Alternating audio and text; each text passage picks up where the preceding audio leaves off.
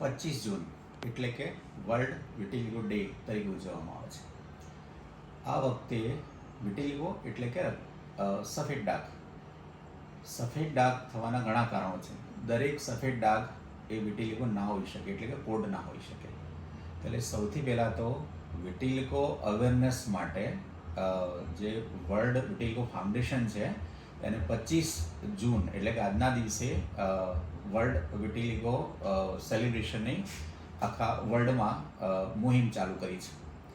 વિટિલિગો awareness માટે આજનું જે સ્લોગન છે, ફ્રોમ સ્ટિગ્મા ટુ સ્ટ્રેન્થ, એટલે કે જે તમારું કલમ છે એને તમારી શક્તિમાં પરિવર્તિત કરવું, કે અસ્પૃશ્ય વર્તન કરવામાં ના આવે.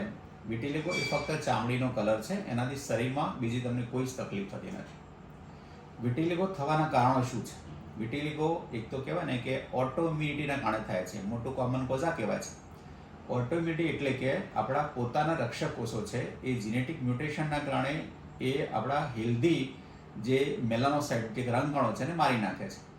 એટલે શું થાય કે જે જગ્યાએ ચામડીના અંદરથી મેલાનોસાઇટ એટલે રંગકણો મરી ગયા હોય ત્યાં સફેદ ડાઘ દેખાય છે. એને આપણે વિટિલિગો કહીએ છીએ.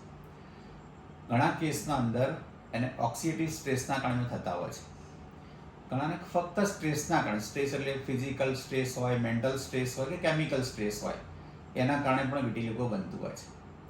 ઘણાને ફેમિલી હિસ્ટ્રી હોય ઓટોઇમ્યુનિટીની, કે કોઈ થાઇરોઇડ કે વિટિલિગોના ડિઝીઝ હોય તો એ લોકોના જે ટ્રિગર છે એ વિટિલિગો થવાનું વધી જતું હોય છે. એટલે કોઈ એક્ઝેક્ટ કોઈ એક મેડિસિન નથી કે જેમાં એક દવાથી તમે વિટિલિગો મટાડી શકો. એટલે દરેક વ્યક્તિ આની કસ્ટમાઇઝ ટ્રીટમેન્ટની જરૂર પડતી હોય છે, કે દરેક વ્યક્તિ દીઠ દવા અલગ અલગ હોઈ શકે.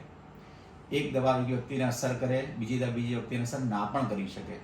એટલે તમારા નિષ્ણાત ડૉક્ટરને પૂછી અને તમે તમારા એજ, તમારું વજન, તમારું પ્રકાર કયો છે વિટિલિગોનો, એ પ્રમાણે સ્પેસિફિક ટ્રીટમેન્ટ એને આવતી હોય છે. અત્યારે લોકો કેવું કરે છે, ભાઈ ફલાણી જગ્યાએ દવા મળે છે તો હું પોસ્ટમાં મંગાવીને દવા ચાલુ કરું. એક વ્યક્તિને અસર કરી પણ શકે પણ દરેકને અસર ના પણ કરે. એટલે લોકો નિરાશ થઈને દવા બંધ કરી દે છે. એટલે તમારા રોગ માટે પ્રોપર નિષ્ણાતની દવા લઈ, સ્કિન સ્પેશિયાલિસ્ટની, અને તમે ચાલુ કરો. વર્લ્ડ વિટિલિગો ડેનો મેઇન આશય એ છે કે લોકોમાં આના પ્રત્યે જાગૃતિ આવે અને તમે પ્રોપરની દવા કરો.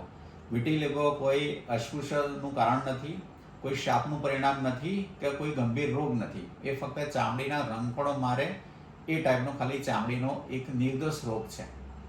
એટલે આના માટે નિષ્ણાત ડૉક્ટરની સલાહ લઈને તમે કરી શકો છો. નમસ્કાર.